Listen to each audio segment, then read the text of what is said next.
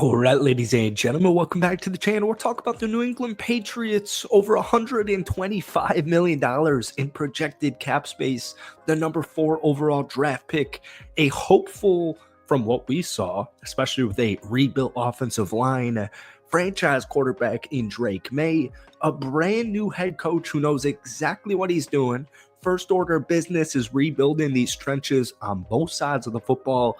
The folks, Mike Vrabel, Drake Maye. The Patriots deserve this, man. Over the past 5 years, this really surprised me. The Patriots have averaged 6.6 wins, and I do think that is about to change completely. And honestly, man, $125 million in cap space. They've got their quarterback. They've got their number 4 overall draft pick. This team is going to look so much different next year, and I actually cannot wait. T. Higgins, we keep hearing about T. Higgins. I want to talk about T. Higgins. I want to talk about Will Campbell. I want to talk about all of these guys that could join this Patriots team because, once again, I know I've already said this like twice, third time's a charm.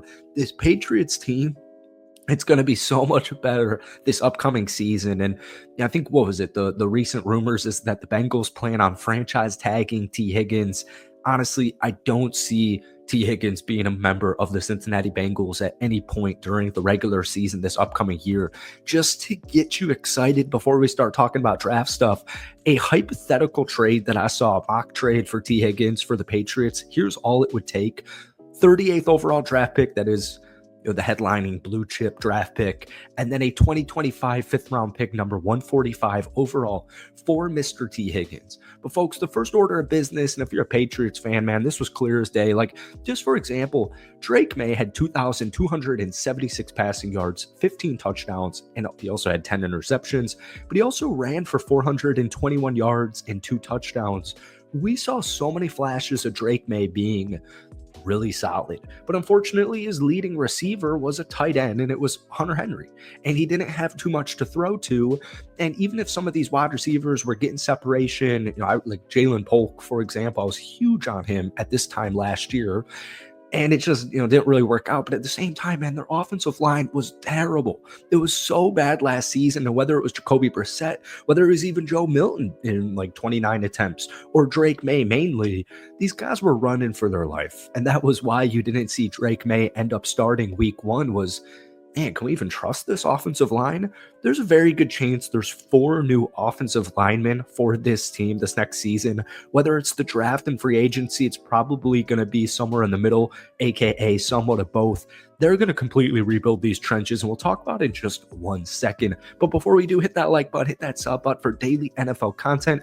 I make a ton of Patriots videos on this channel. If we try and get this one to 100 likes, folks, that would mean the absolute world to me. It is February 18th, so we have free agency beginning less than a month away. But I want to talk a little bit about the draft because, honestly, all the reports, we talked about this a couple of days ago, all the reports are that T. Higgins probably gone, right? Going to get franchise tagged, but they're probably going to trade him just like the Chiefs did with L'Jarius Sneed at this time last season. And the thought process is, well, every report we're seeing is that the Patriots are really interested in T. Higgins, and I just kind of think they're going to be the ones that ended up getting them. They were interested in Calvin Ridley last year, and I just think this is where Robert Kraft makes a big time move. But here's what really gets me going along with $125 million in cap space. They have 9 total draft picks. They have 2 day 2 selections because of the Matthew Judon trade, including obviously the number 4th overall draft pick. 9 total picks.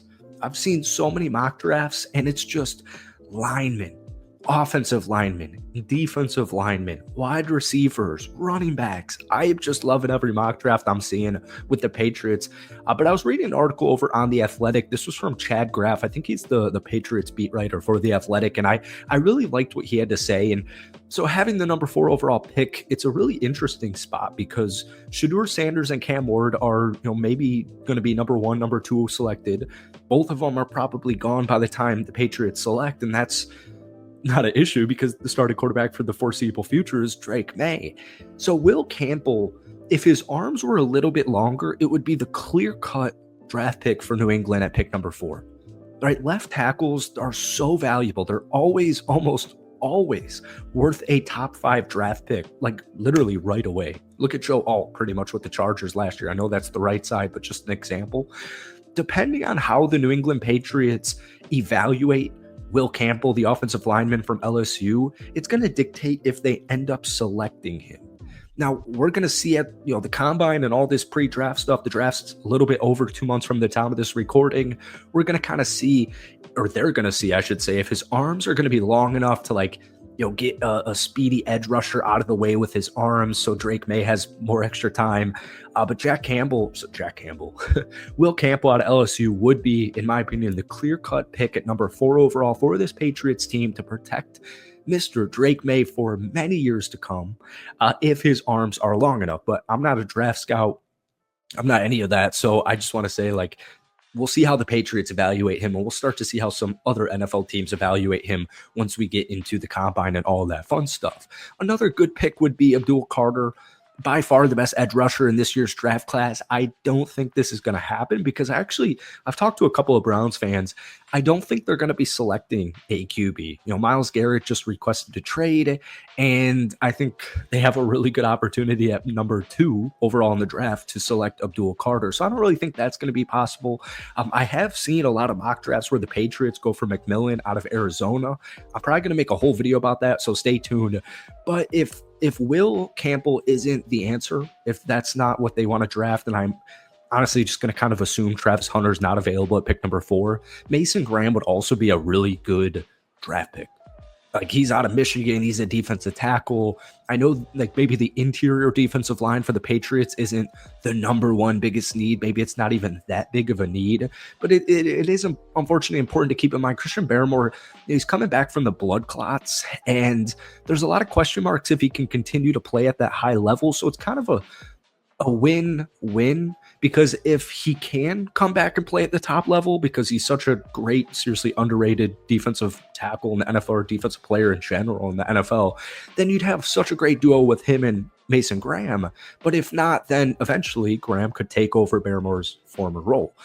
Moving on to round 2, I really like the idea of getting a guy like Jack Sawyer. The only thing is, I hate doing draft stuff in February because, especially we have free agency, which is going to change a lot about the upcoming draft class. But I don't know. I feel like a lot of players are really undervalued until you get a month into, or even a couple of weeks ahead of the class. The Patriots, if they don't use that trade pick to trade number 38 overall to trade for T. Higgins, 38 overall is really early in the second round. Jack Sawyer last year, 59 tackles, 9 tackles for loss, 9 sacks, 3 forced fumbles, 7 pass deflections. He did an interception. Obviously, we all saw, if you watched college football, Jack Sawyer helped win them the national championship. The dude just makes plays. And that's kind of my whole ethos is, even if Sawyer's not available at pick number 38, or even if they use that, draft asset to trade for a guy like T. Higgins, the point just stands. The really main thing, they're going to fill out the roster in all of the positional groups, but the main thing Mike Vrabel's focused on, and every Patriots fan want, is to just rebuild the trenches on both sides of the football. So, folks, let me know down below, who do you want the Patriots to draft at number 4 overall? That's it for me. Hit that like button, hit that sub button for daily NFL content. We'll see you soon. Peace.